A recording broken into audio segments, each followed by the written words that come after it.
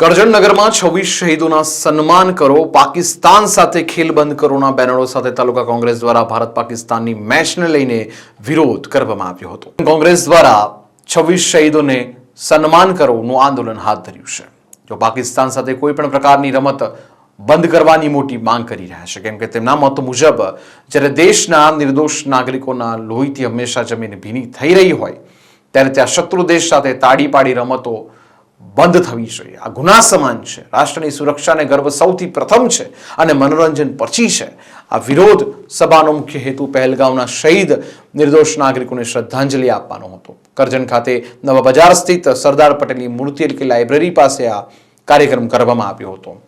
સભામાં લોકોએ શહીદોને નમ્ર શ્રદ્ધાંજલિ પાઠવી હતી અને શાંતિપૂર્ણ રીતે પોતાની માંગ રજૂ કરી હતી. તેમાં સ્થાનિક નેતાઓ તેમજ કરજણ તાલુકા પ્રમુખ પિન્ટુ પટેલ અને યુવાનોએ રાષ્ટ્રવાદી ભાવના પ્રગટાવી, જેને લઈને સમુદાયમાં દેશપ્રેમનું તાત્વિક જાગરણ જોવા મળ્યું હતું. તેઓએ આંદોલનનો મંત્ર આપ્યો કે આપણે રાષ્ટ્ર માટે ક્યારે એક જ હશે અને એવા શત્રુ સાથે સંબંધ રાખવા સ્વીકારીએ નહીં જેમને આપણા શહીદોને લોહીની શહાદત કર્યા હોય.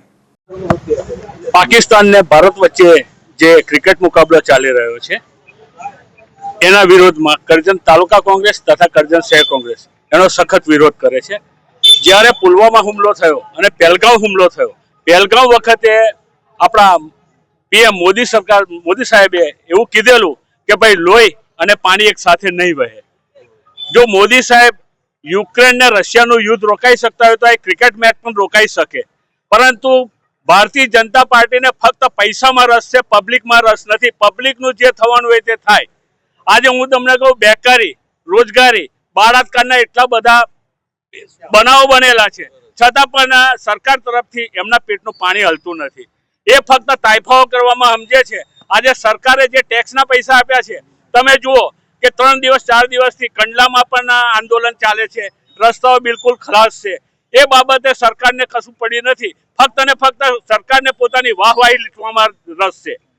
હાલમાં આ પ્રોગ્રામ પછી જો આ મેચ ચાલુ રહેશે તો અમે અગાઉ આનાથી ઉગ્ર આંદોલન કરીશું અને નવા ગાંધી ચિંતા માર્ગે નવા પ્રોગ્રામો આપીશું. આજે અમે મૌન રેલી ધારણ કરીને અહીંયા પહોંચ્યા હતા અને જે 14 તારીખે આજે રાત્રે મેચ ઇન્ડિયા અને પાકિસ્તાનની રમાઈ રહી છે એની વિરુદ્ધની અંદર કોંગ્રેસ પાર્ટી દ્વારા આજે ઉગ્ર વિરોધ શાંત રેલીનું આયોજન કરવામાં આવ્યું હતું અને સરકાર સુધી મેસેજ પહોંચાડવામાં આવ્યો હતો.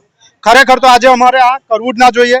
જો આ દેશભક્તિની વાતો કરતી સરકાર હોય તો એમને સમજવું જોઈએ કે જે નરાધમો દ્વારા અને ષડયંત્રબાજ પાકિસ્તાન દ્વારા 26 જે માસૂમ નિર્દોષ અને દેશના નાગરિકોની હત્યા થઈ હોય અને તેમાં પણ આજે મેચ એમની સાથે રમાઈ રહી હોય તો ખરેખર આ અન્યાય છે અને લોકોએ સમજવાની જરૂર છે અને સરકારે સમજવાની જરૂર છે.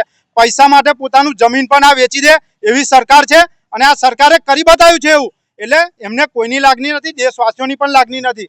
અને મેં તો દેશવાસીઓને કહેવા માંગુ છું, હિન્દુ અને મુસ્લિમ દરેક સમાજના લોકોને કહેવા માંગુ છું, જો દેશભક્તિની આજે ભાવના હોય અને પોતાના દિલની અંદર દેશભક્તિ થોડી પણ બચી હોય તો આજે પોતાએ બધાએ બહિષ્કાર કરવો જોઈએ, પાકિસ્તાનને બાયકોટ કરવો જોઈએ અને મેચ પણ જોવી ના જોઈએ. જો દેશની લાગણી હોય તો આજે 7 વાગે પોતાએ મેચ જોવાનું બંધ રાખજો અને એની સામે કડક ને કડક કાર્યવાહી કરવામાં આવે.